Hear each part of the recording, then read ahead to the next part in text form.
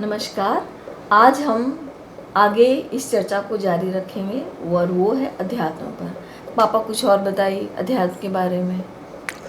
सरता ऐसा है कि अध्यात्म एक ऐसा शब्द है ना कि सामान्य लोग सुन के घबरा जाते हैं, भाई कोई इसमें बड़ा झंझटी है क्या नहीं है।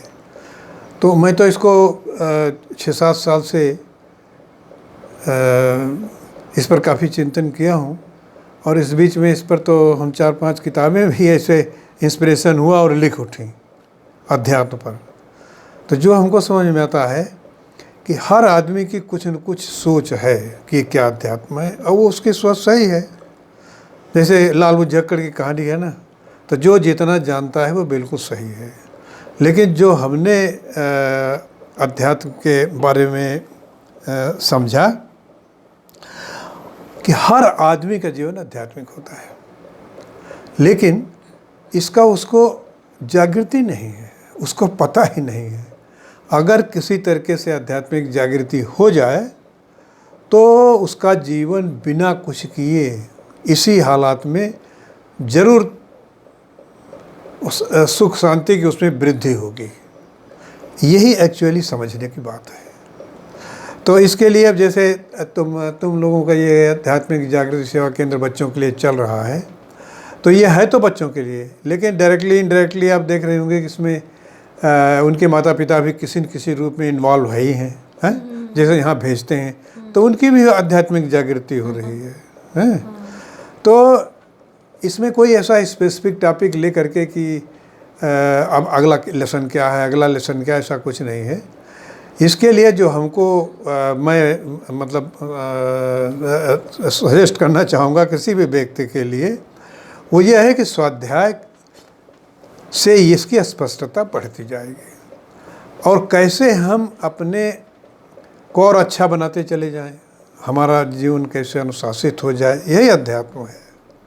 तो आगे चल कर के जो कोई ख़ास टॉपिक हो या जो हमारे मन में आएगा रिलेटेड टू ये क्या कहते हैं, खास करके किताबें जो हमने लिखी हुई हैं वो तो सब अनुभव आधारित हैं और समाज से ही अनुभव लिए गए हैं।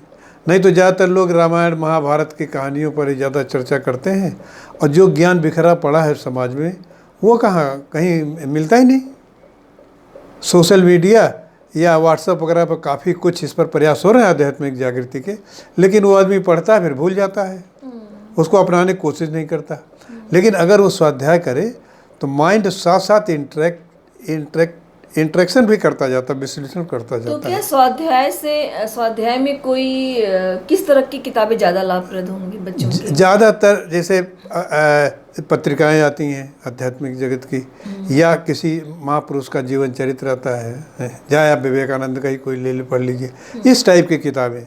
और ये आदत बच्चों में डलवाना चाहिए। तुम बच्चों के बारे में पूछते हो ना, तो अगर स्वाध्याय की आदत उनमें डलवा दो तो इसमें कोई शक नहीं कि उनका जीवन आध्यात्मिक बन जाएगा। ये प्रोग्राम आप लोगों का बहुत अच्छा चल रहा है।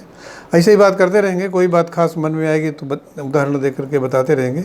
और हम ऐसा कोई इसके ज्ञानी थोड़ो हैं, ये तो अनुभव करने की बात है ना। देखो, मुख्य लक्ष्य ये होना चाहिए कि आज जो भी परिस्थिति हमारे दिन की है, ये मतलब चिंता रहित रहे, हमें चिंता ना हो, रात को सो जाएं, फिर इसकी निरंतरता बन जाए। ये कैसे होगा? ये जब आपका जीवन अनुशासित हो जाएगा हैं और आप में आध्यात्मिकता का वाकई में विकास होता जाएगा। स्वाध्याय बहुत ही सटीक है, लेकिन अनफॉर्चुनेटली इसकी आदत नहीं लोगों को अपने देश में। पढ़ना नहीं चाहते। जापान तो इसके लिए अग्रणी है, स्वाध्याय तो ज़बरदस्त, उनके फायदे देखो समाज में। तो ऐसे बात करते रहेंगे हैं। अब हम इस चर्चा को यहीं समाप्त करते हैं। नेक्स्ट वीडियो में फिर मिलेंगे आध्यात्मिक चर्चा पर।